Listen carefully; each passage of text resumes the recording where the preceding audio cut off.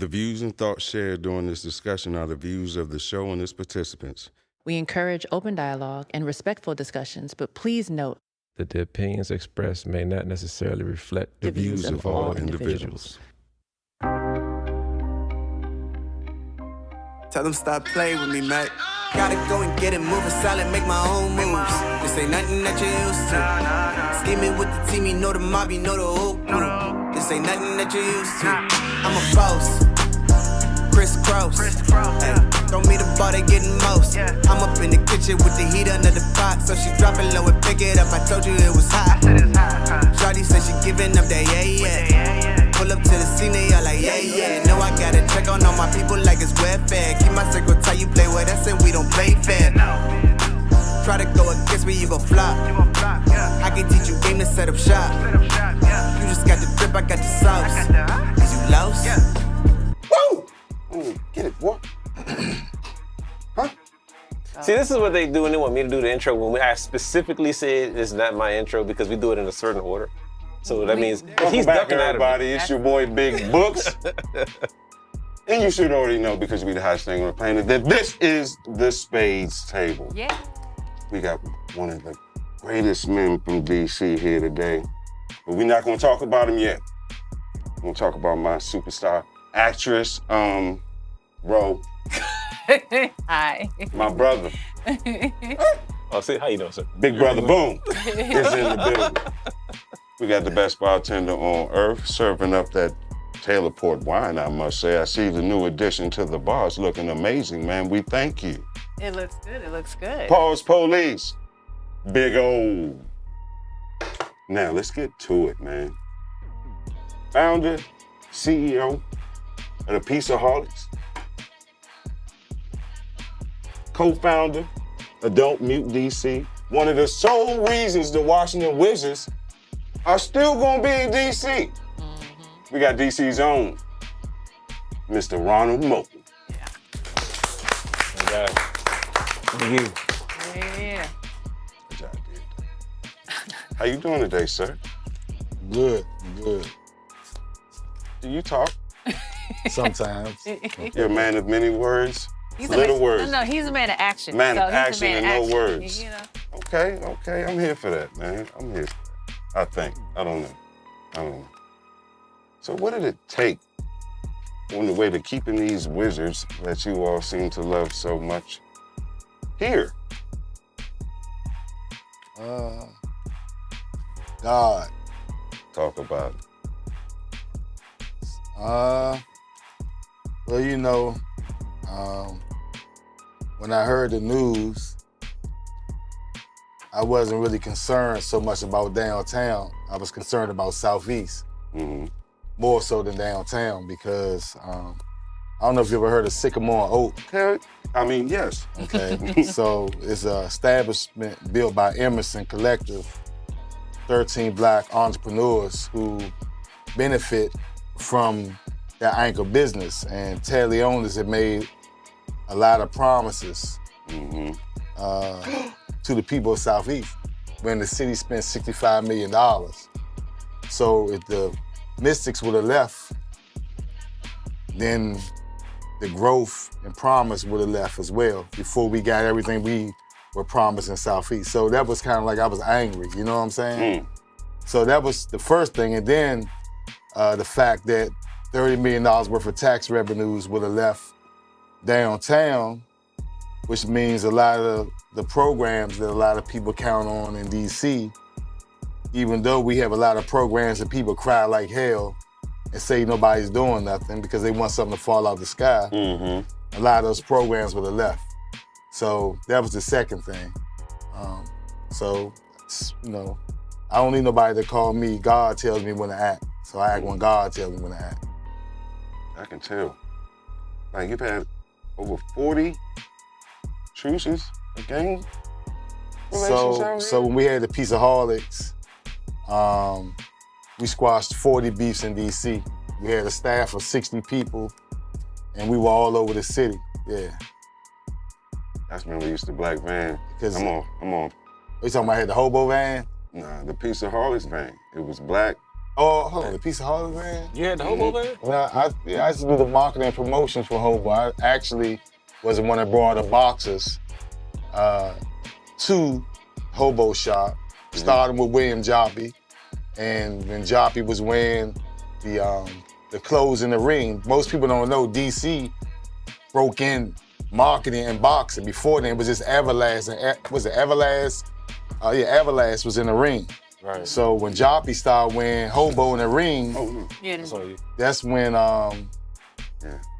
marketing started in boxing. Before then, it never happened. Most people don't know that DC, just like we started urban fashion, we started marketing in the boxing ring as well. So most people don't know that. Youngers need to learn their history. Yeah. Because y'all used to be over there on Alabama Avenue. Alabama Avenue, yeah. I used to pass y'all every day. Yeah. It's crazy. I know. I know you probably won't hear this one, but I know somebody that stole the van. Oh, not my van. The hobo van. It was a. That's terrible. Nah. My van was never stolen. Yeah, it is. Let me make sure. You just wide open with it. Hey, man. You're snitching and everything. I didn't say his name, but I mean, you gave the whole action though. I know somebody stole your van. Yeah. Like, Because everybody got hobo shirts that day. You wicked And- mother. But no, I'm I ain't sorry. paying Go attention. ahead. Go ahead. I'm sorry. yeah, you know. I'm sorry. Go ahead. Yeah, but that was the reason why we got started. And then, a lot of people doubted. They were saying you can't get a millionaire to do nothing, but they forgot. With Don't Mute DC, we stopped billionaire. We stopped the billionaire and made them concede and said turn the music back on. On So Florida Avenue. yeah. So people, I was raised by people who told me never concede to nothing because God has the final say. Facts. Malcolm X is my cousin Crazy. In real life. in real life. Virginia Williams, who's one of the greatest activists in Ward 7, is my aunt. And it's in my blood Yeah. to fight. You know what I'm saying? Yeah, it's crazy. Malcolm X was one of the ones. He's one of my top. I don't want to say activists. That's not to me what he was. But they tried everything to eliminate his name and couldn't. If that makes sense. They do that to any black leader. Right, but he was the one that they really tried. Because even if you look up to this day, you won't find out too much about him. Meaning, like, you won't even find out about his family as a kid. You know the certain things about him, but everything else was damn near erased. Who you talking about? Malcolm X. Oh, wow. My granddad, he was a friend of Elijah Muhammad. Okay. So that's how I knew about, you know what I'm saying? Yeah. It's on you. Oh, it is?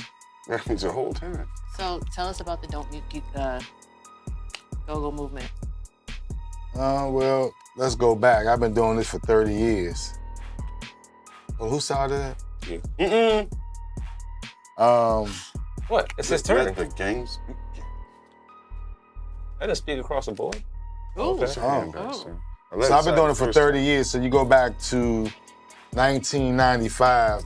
I came home from prison in October '94, and who did that? I'm sorry. Diamonds Lid. Okay. 1994, and I was working with a group called Ceasefire Don't Smoke, the Brothers and Sisters Uptown. And we were doing a lot of stuff uptown and around the city. And that was the first time in my lifetime that they had shut down Go-Go. And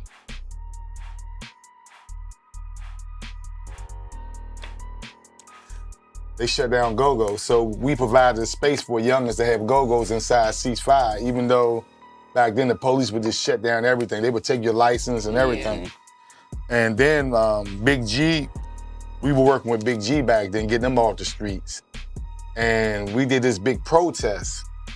And when we did the big protest, we shut down 14th Street because the control board had came in and they had that's when they first took music out of DC public schools, and then they took the trades out. And that was the destruction of the black middle class in Washington, DC.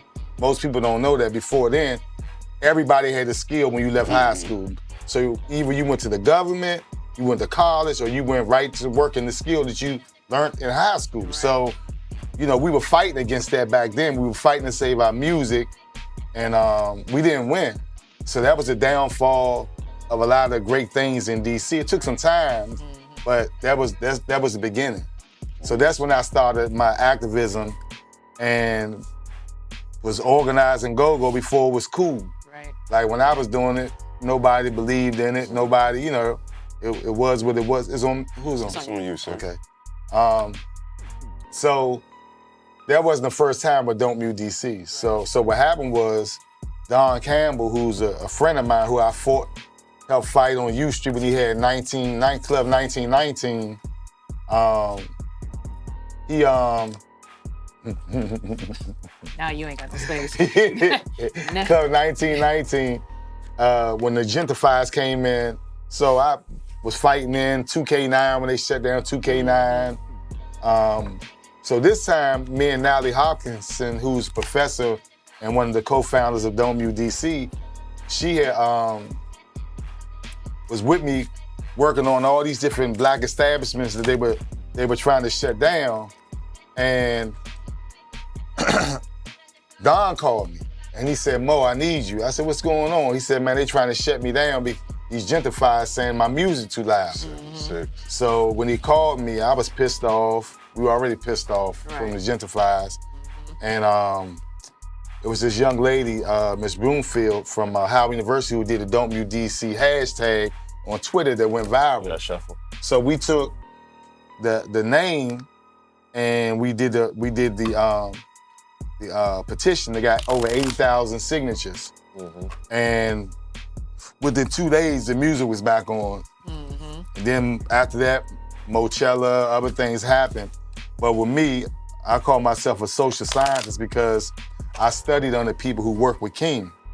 I don't follow nobody. I don't let nobody tell me what to do. I let God tell me what to do. And one of the things I teach young people is that, you know, oh, that's right, I got cut. One of the things I teach young people is that He's still gonna deal. Oh, he's still gonna deal. He just didn't He know how to doesn't know how to show. shuffle. Yeah. All right.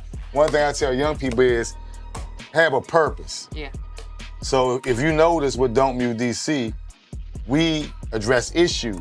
Yeah. We have a strategy and we have an outcome. We win every time. We don't lose. Most people get caught up on emotions. Yeah. Right? So I'll give you a prime example.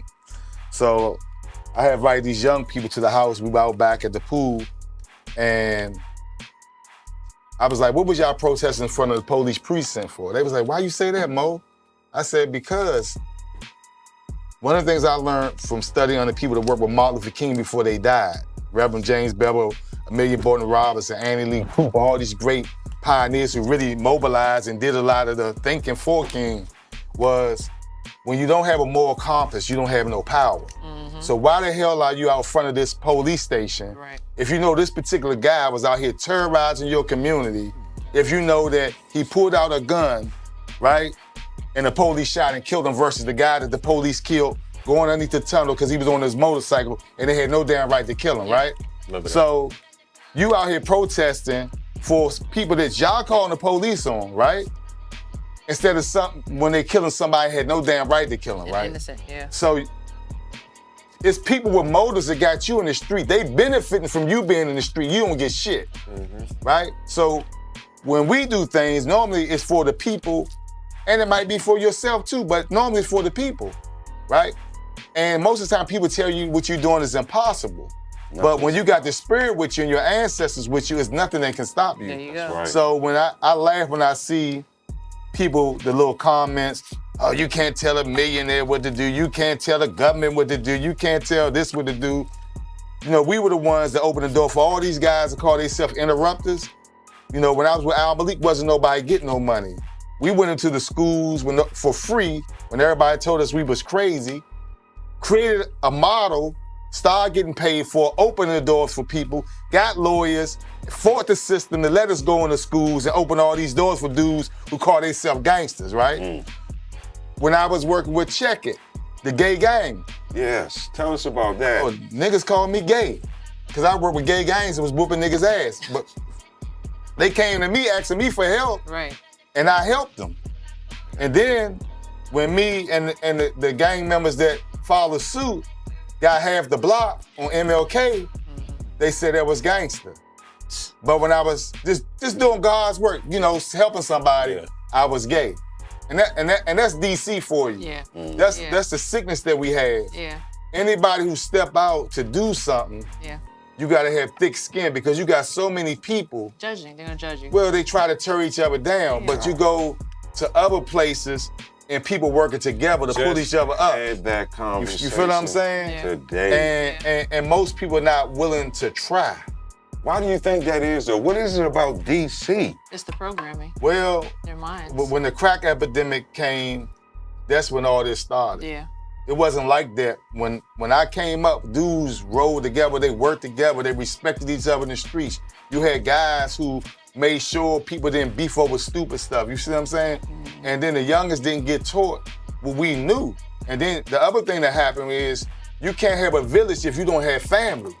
And what we've been taught is that family don't mean anything no more. So if you go from 83% of your families being married to the majority of them being raised by a single woman, trying to raise a child in a time where you got the internet and you got everything talking about killing, drugs, sex, and things like that versus family, love, healing. You know what I'm saying? Yeah. We had it too, but it was a balance. It was different. So you got an imbalance. So when I came up, my grandparents raised me, but they were married. You feel what I'm saying? Your aunt might have raised you, but it was a family there, right? So you had all these safety nets with family.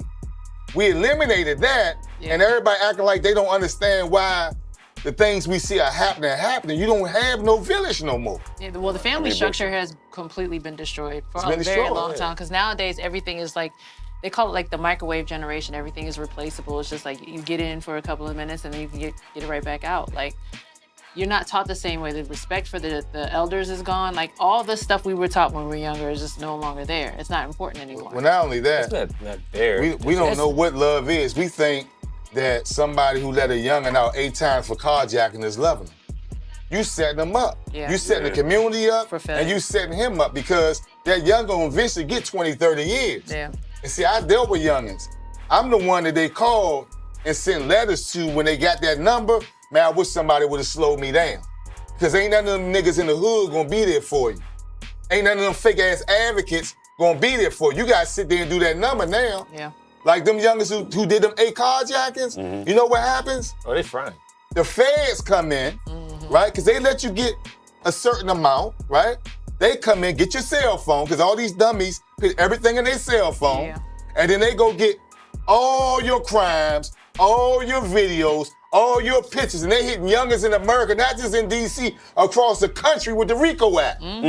So they think they getting away with something, but they not. They laying their ass down forever. Yeah. You see what I'm saying? They building prisons again. They have stopped building new prisons. They building new prisons again because they already know what's gonna happen. If you got everybody on drugs, right? Carjacking, doing silly shit, ain't even making no money, right? They know where you going. So they building beds again. We stopped that, but we didn't protest against mass incarceration for damn fools. We were trying to get brothers and sisters who were getting locked up for nonviolent crimes and getting 10, 20, 30 years, while white people who had pounds, kilos of cocaine were walking straight out on the street. That's what we was fighting against.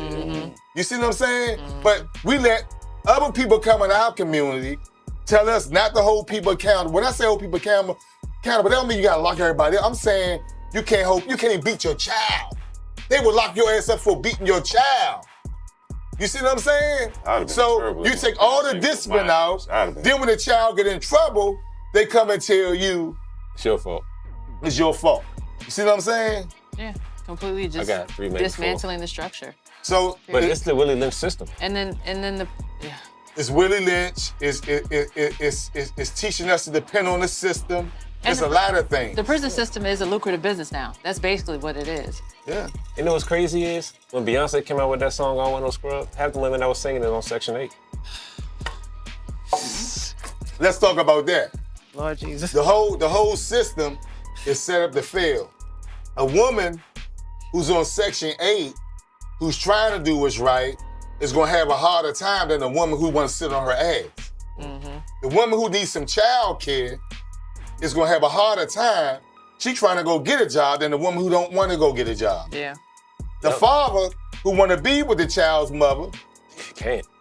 because if he go in the household, she can't get no help no more. benefits, yeah. So instead of incentivizing a man and woman to be together and say, okay, if y'all two get together, get married, we're gonna help y'all get a house. Mm-hmm. It's vice versa. You see what I'm saying? Yeah. That's by design. Yeah. That's not no accident. Mm-hmm.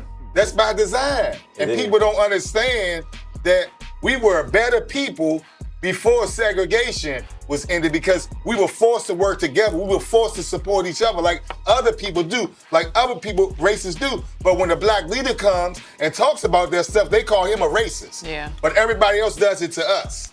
You know, And we fall for it. You know- We let them turn our leaders down. Would you ever say, I'm you sorry? know what Martin Luther King said? What's that? He said before he died, he said he felt like he led his people into he said he felt like he led his people into a burning building with segregation, with desegregation. I'm sorry, and he said that he felt like how you're saying now, which I'm not in a disagreement with, because how can you fix that when this is still fucked up at home? How can I come to your house and build your roof and I come home to no roof? That's what we doing. Can y'all tell me how many? I told you 4-3 number 4. But that's a collective. Oh, what you got? What's that?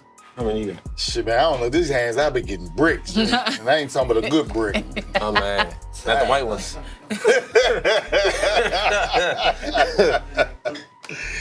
I could say that. Nathan, but one. You got about 2.5. I don't know who's shuffling these cards. You just did that, sir. Yeah, but that's one of the reasons why I like 6. 6.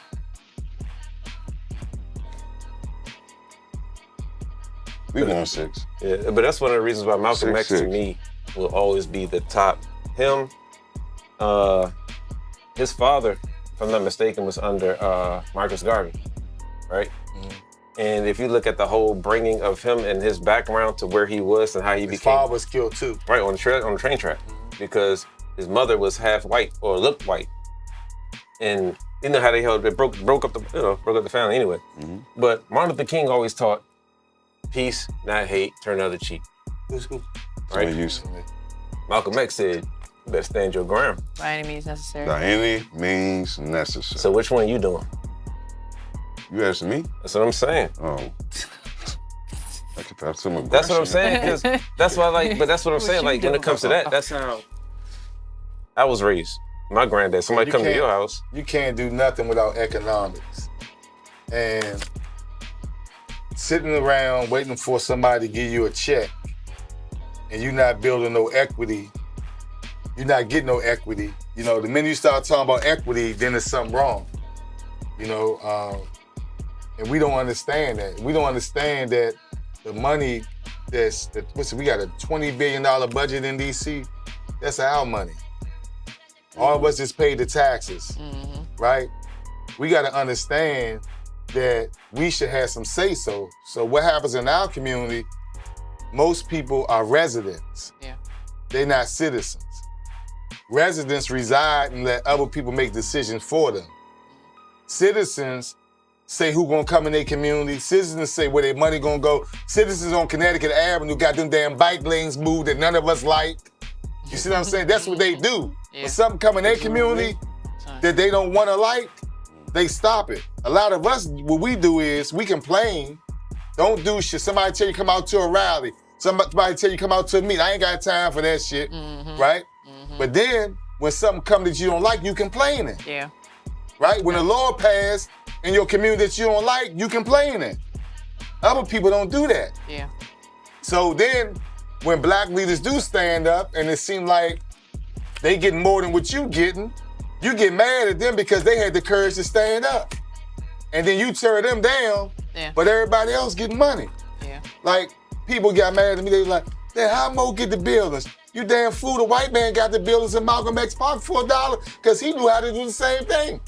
I knew how to get my buildings because when I was uptown with Al Malik, Murray Berry gave us the money to get the buildings we had up there back in 1996 And today, that's the only building owned by a black person on 14th and between 14th and Credit and Decatur.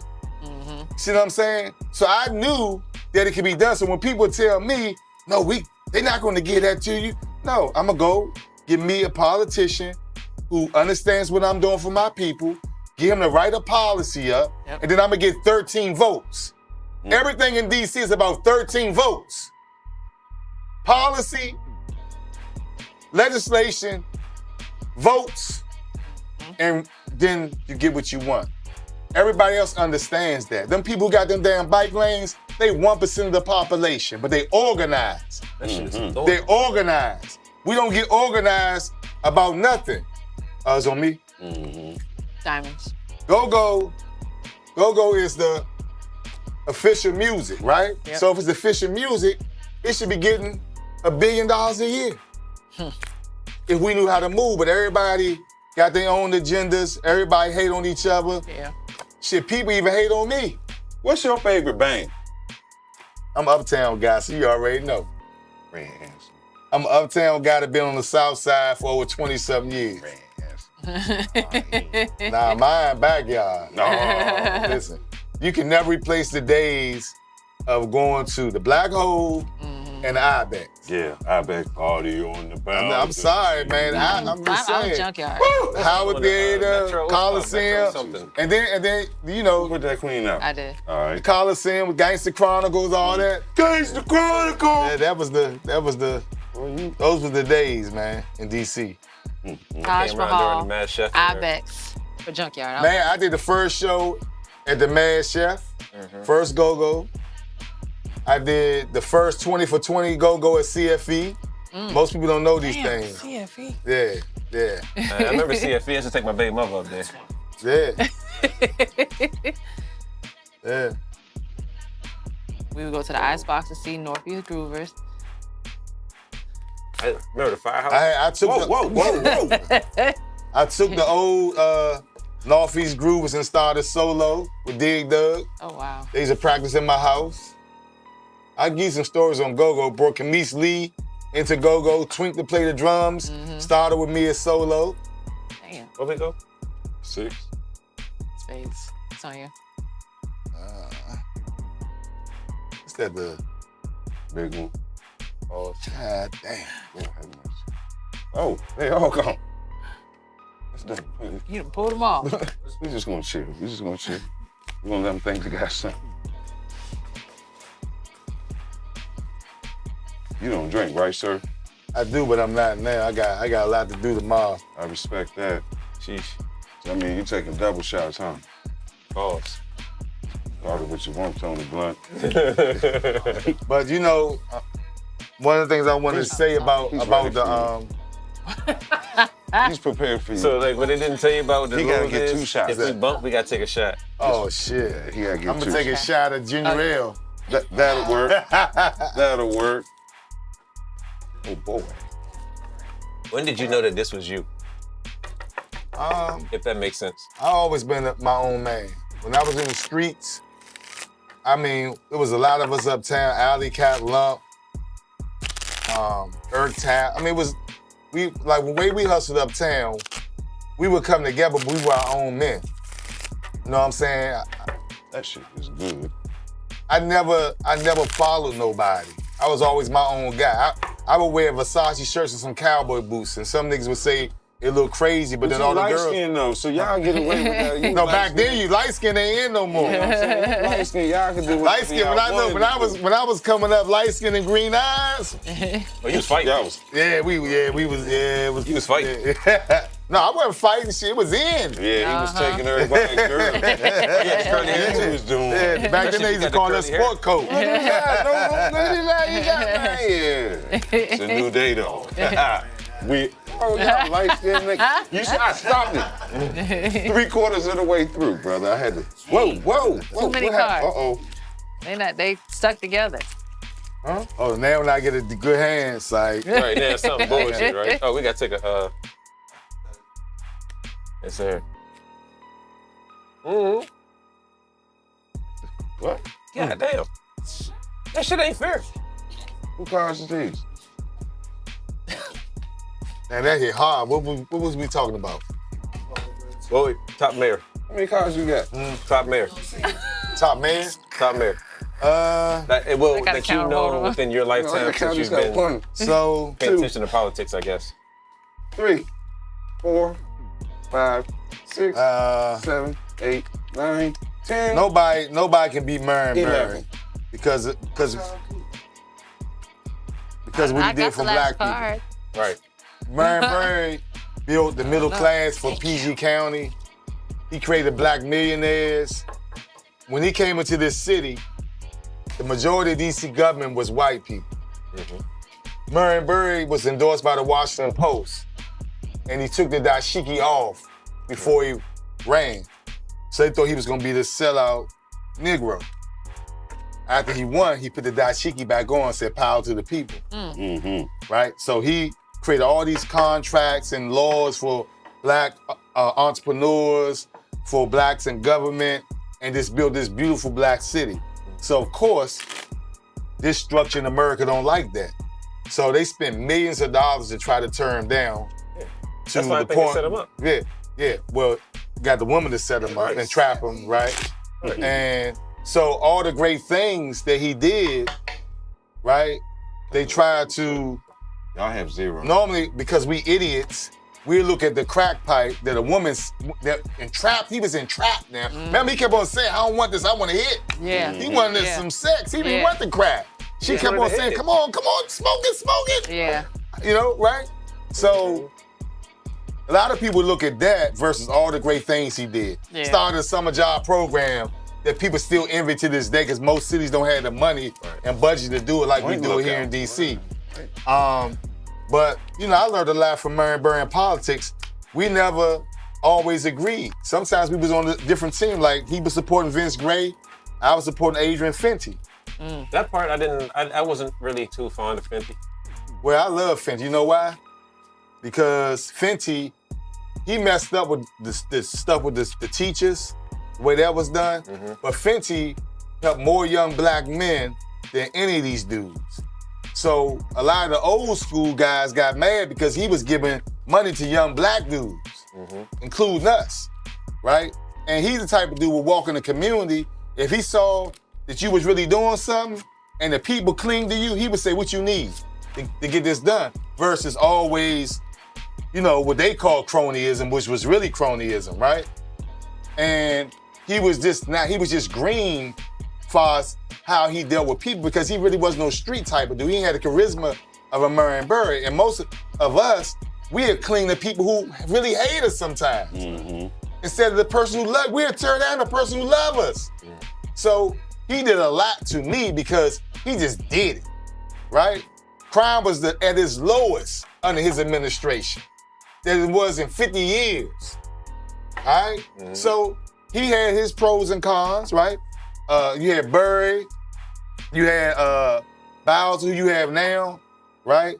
And a lot of people don't like her. But you know what? One of the problems with black people, we get caught up on a person's personality other than facts. So I gotta put the cards down for this. Let me teach y'all something. Matter of fact, we're gonna close this thing out right here, man. So we get caught up on that versus like what a person done. This mayor has put out more damn money than any mayor since I've been doing this shit for 30 years. Bowser? Yes, you got over the last 4 years, about $60 million just for violence interrupters alone. You get what I'm saying? Yeah, but then why? Let me finish. Then you say you want affordable housing, all right? We building affordable housing, right? You give all these damn vouchers to people, right? They move into the damn place, turn the goddamn place up, right? Don't nobody say nothing. All you want to do is say, just keep on throwing money in the fire. Oh, we need more SNAP. You'll let a politician give you SNAP for 6 months, which ain't gonna fix shit, $30 extra a month. $30. Oh, I got them $30 more for 6 months for SNAP. Would you rather have something set up to help get your ass off of welfare and a voucher, or be on that shit for the rest of your life? She said, let's take that 30, 40 million and put it into a program that will help people get off welfare versus giving you some tokenism shit that ain't gonna do nothing for you. And then you want me to take my damn children into an apartment building where you got all these damn fools who could be great if you challenge them. Say, here, I'm gonna give you the voucher and I'm gonna help you learn how to live amongst other people, right, who got money, who doing shit so they can help you be like them. But what you do is, you want me come in the building where the fucking locks get broken off by your boyfriend. Every day, the whole building smell like weed. I can't even walk my children through the hallway. You drag the damn trash can down the hallway, mess the brand new carpet up, right? Curse the security out. Ain't no, we cannot continue to live in fucking chaos. So when she step and say something gotta be done, y'all look at her like she crazy. No, we fucking crazy. We crazy because we done brought into this shit. And now you talk about gentrification, y'all wasn't around in the goddamn 80s. You know what pushed people out faster than anything? You know? Violence. Not the fucking high rent prices. Because when violence comes, everybody run. And then the people come and buy your damn property, and then you be like, damn, why did I leave? I had a great house here. I had this, I had that. Went to Virginia. You go wherever, but we don't talk about this stuff. Nobody wants to have the real conversation. You take a good father who take care of his children, he gonna have more problems in the damn court than a dude who's a piece of shit. You talking you talking one right here too. So what I'm saying is the system is set up for us to fail. And what we do is we sit, and no matter who get in that driver's seat, you gonna blame them. Instead, you going and understanding how this shit work. It works with understanding how to shape policy. And you gonna you shape policy to get what you want for your people. And you can't get nowhere without no damn equity. And giving you a damn check ain't gonna get you nowhere. Not making people accountable in your community ain't gonna get you nowhere, because the goddamn youngest think they can go around and killing people and ain't no damn accountability. They gonna do it. They doing it. Shit. They gonna do it. And guess who did that? Some damn white people we let come in our community and say it's all right to kill. It ain't all right to kill, man. We understand how you can get that mentality, but you still don't tell nobody shit is all right. Because then you create a culture of violence then. And once you create a culture of violence, that's different from somebody who made a bad decision. Because now, that's the thing to do. It's cool. You got dudes that, they don't wear masks no more. They go right in front of the camera and shoot. You don't even give a damn. So when it gets to the point when people are not afraid to kill, you got a damn problem, man. And we got a problem because we made that a part of the culture. And then they turn around and say, told you they were savages. Well, how they look at us. I'll tell you this. One thing I'll say about these youngins, they different from us. When we came up, we knew not to go up Georgetown. We knew not to go to Capitol Hill and kill nobody. Anyway. They don't care. I give them that. They ain't got no picks. We had picks. Let's be honest. We had picks. We didn't mess with those people. You know what I'm saying? No women, no kids. The youngins don't care, right? And the thing about it though, them people not having that. It was all right when you was just killing us. But then you robbing and killing others. And these people work on Capitol Hill. They got to be here. It's not going down like that. So my thing is, I'd rather stop a young and slow him down before you get that 20, 30 years. You see what I'm saying? Because they gonna give it to you. And when the feds grab you, it ain't no, you know, it is what it is. You know, else is crazy? They about to really come down more because one of Trump's men died. Right. Well, he wasn't even one of Trump's men. This guy, I know black women who this guy helped, right, at the Board of Elections. He was a good guy, right? Talk about Trump, let's talk about Trump. I'm not saying I vote for him, but I was in the White House 4 times under Trump. You know why I was in there? And this is why I'm trying to tell y'all about politics, where y'all mess up at. When I was going in there, people like, you going in that damn White House fucking with that damn Trump. You know why I was in there? To learn the infrastructure. I was in it because one of my best friends, well, I ain't gonna say best, but a good friend of mine, Jerron, he was the highest ranking black official in the White House. Do you know what Jerron did? Jerron was the one that helped push that First Step Act that brought Tony Lewis' father home. Without Jerron, Tony Lewis' father's not home. You understand what I'm saying? So it didn't matter who the damn president was. It was about how do I get policy pushed that helps my damn people. We get caught up on all the bullshit, but they children, they laugh and play with each other. They friends, and y'all beefing. Yeah. Y'all gotta understand policy. You gotta understand how the system works. Van Jones was at the damn table too. While I was in there. Couple of months later, he got $40 million from Amazon. So we sitting around being played like fucking pawns. Because we don't know the rules to the game.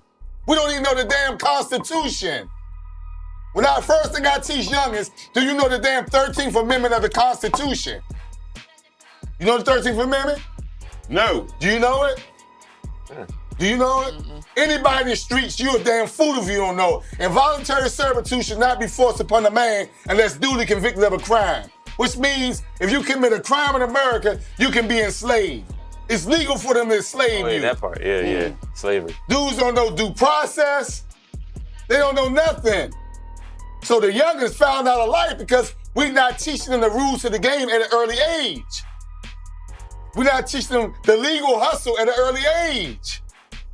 We're not teaching them how to respect their parents no more at an early age. And we know it, the men are part of the problem. We're not there. You know how it is with a son. I got a little 4-year-old. And I watch how he try to manipulate his mother and play. I just sit back and laugh, look at this boy. Imagine if I wasn't here right now. I called the school when he got a problem. Mama called, Right into, I'm just saying, that's our nature. They respect their fathers. They do their mothers. And that's why we gotta have that balance. And that's why what they're doing with this system, taking the men away, which they start with the crack, you know, that right there, man, that destroyed our family and our community. But it's not over. It's not too late, right? We can do this. We can win. God is in this, right? I know He is. There's a lot of things happening right now that people have no control over.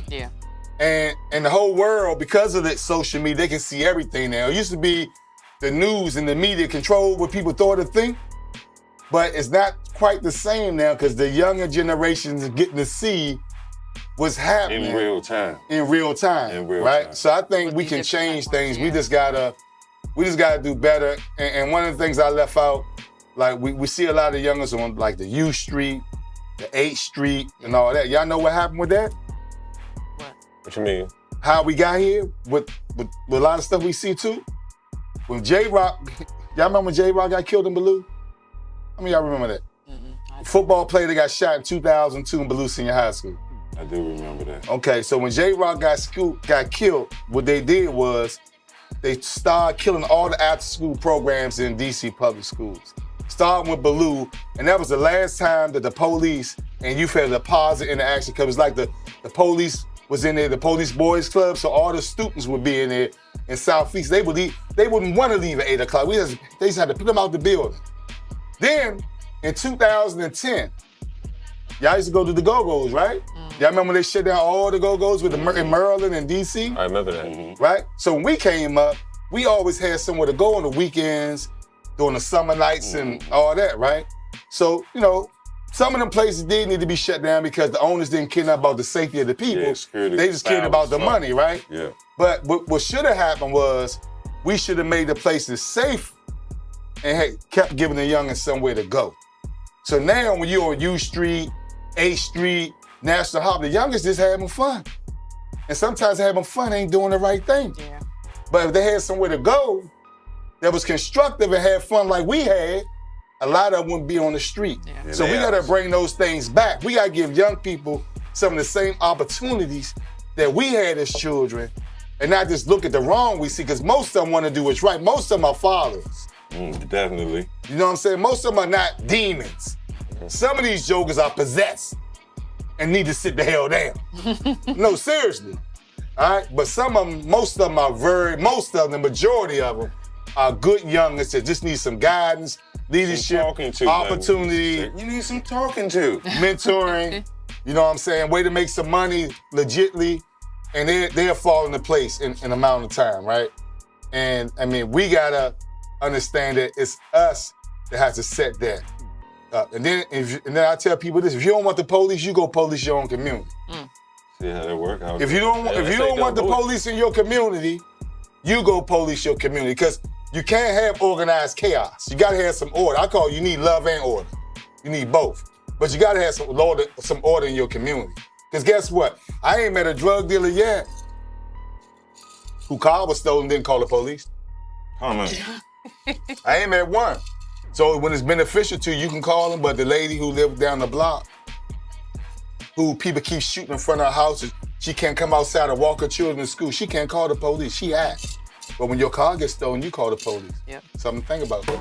With that being said, time is the one thing you can't get back, and you have blessed us with some damn jewels. Yeah. Okay, DC is honored to have you. And the world should be, I gave you one, man. Okay, I gave you one, man. It wasn't even the time. Thank you, sir. And the Go-Go Museum will be open in July. Talk about it. Yes. So what's the address? Give people the address. 1920 MLK Avenue. It's gonna be something special. We're gonna have the museum, a restaurant. Woo! It's a performance space, inside and outside. It's gonna be something special. So stay tuned. And they told me I wasn't gonna be able to do that either. They told you weren't gonna be able to do a lot of things. Yeah. Like get any But it ain't me though, it's us. You know what, I'm gonna say that. It's us, because I couldn't do it without us. Yeah. I don't do nothing by myself. It's a few good people that's there with me all the time, but when I need the masses, they always with me too. So thank everybody everybody always support. Yeah. I love it. Okay. Good job, Boom. Just say you can take over the world with 3 people. Yeah. Well, everybody eventually follow. It never start with everybody. Yeah. That's dope, man. Cool. Okay. Great interview. Thank you. Yeah. Yes, it's over. I can like it. So, this man, brother. Tell them stop playing with me, Mac. Gotta go and get it moving solid, make my own moves. This ain't nothing that you're used to. Scheming with the team, you know the mob, you know the whole group. This ain't nothing that you're used to. I'm a boss, crisscross. Ay, throw me the ball, they getting most. I'm up in the kitchen with the heat under the pot, so she drop it low and pick it up. I told you it was hot. Shawty said she giving up that yeah. Pull up to the scene, they all like yeah. Know I gotta check on all my people like it's welfare. Keep my circle tight, you play with us and we don't play fair. Try to go against me, you gon' flop. I can teach you game to set up shop. You just got the drip, I got the sauce. Is you lost?